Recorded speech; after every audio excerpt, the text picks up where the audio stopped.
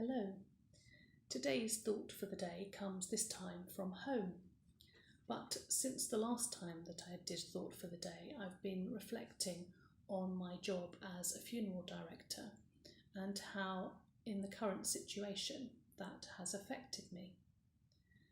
And so the first thing I think of is that every day when I go to work, I'm maybe one of 2, possibly 3 cars on my way into Tunbridge, and on the way home, not many more than that. And in between times, I spend the day in an office of 1 with a closed and locked door between me and the outside. I don't see anybody, certainly not face to face, and all the business that I conduct has to be done over the phone or by email. And yet I consider my business to be one that requires personal contact, even a hug and a kiss, certainly lots of tears from time to time and emotion. So I'm sure I can identify with many of you at the moment when I say that my feelings right now are one of loneliness, extreme loneliness, and often I'm a little bit frightened as well. And so all of this has led me to reflect on being an outcast in the Bible, and perhaps on the worst outcast of all, being a leper. And one example comes from Luke chapter 5, and I just want to read you a couple of verses. When the man saw Jesus, he fell with his face to the ground and begged him, "Lord, if you are willing, you can make me clean." Jesus reached out his hand and touched the man. "I am willing," he said. "Be clean." And immediately the leprosy left him. So the lepers in those stories had the worst disease of their day. The physical ramifications are horrendous. Leprosy attacks the body, leaving sores, missing fingers and toes, and damaged limbs. And in many cases, a loss of sensation in nerve endings led to even more damage to more body parts. The disease sometimes took up to 30 years or more to run its course. And of course, in that time span, many limbs could just simply fall off. It's almost impossible to understand what it was like 2,000 years ago, where medical treatment as we know it today was almost non-existent.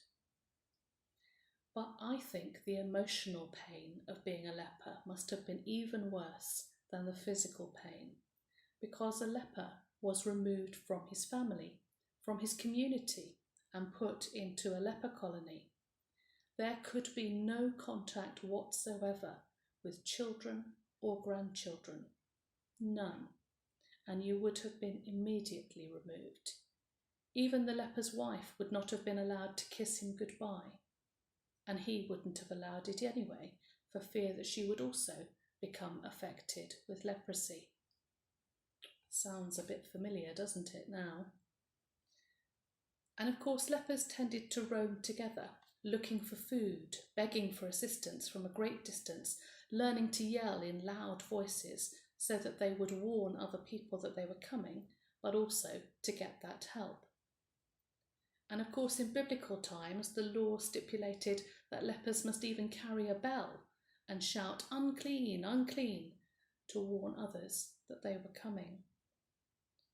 So in the past, I've often wondered what it would be like to have been removed from family and friends for a short time, or even for a lifetime, and to have been forced to announce that removal on a daily basis.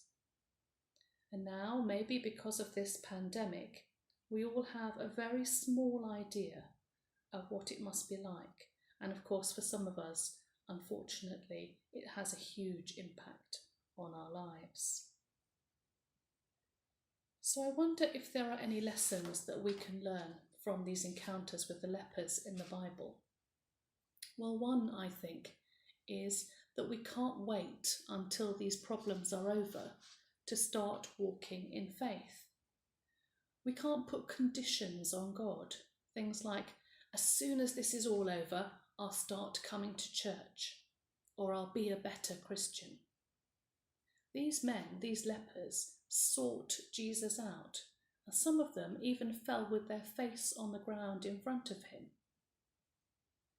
God places a need for faith on us before anything at all has changed in our lives. That's the nature of a God who loves us so much that he will give us the opportunity to be thankful when absolutely nothing about our circumstances gives us that motivation. That, of course, is the very definition of faith. If we only worshipped and said thank you to God on the good days or in the best of circumstances, it wouldn't be faith at all. And also, in each of these stories about leprosy, there seem to be two miracles going on. The leprosy clearly had gone, that's the easy miracle to see. But the other one was the touch of a loving hand, the touch of a human hand. These lepers, maybe like you and me at the moment, longed for a loving touch more than they longed for food. More than they needed water, they needed love.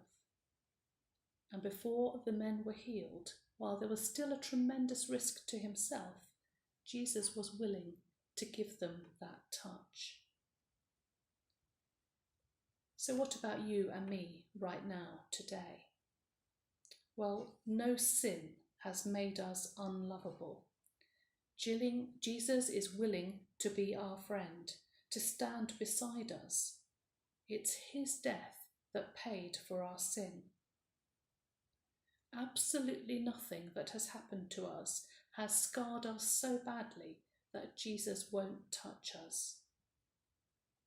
Jesus is willing to lovingly touch us, to hold us, and to restore us. And even in this pandemic, no fear disqualifies us from Jesus' touch. No problem has put our life on hold. The miracle of Easter is the love of Jesus for you and for me. Absolutely no qualifications needed, no exceptions, no doubts. Jesus loves us. And for that, we have to be thankful. Amen.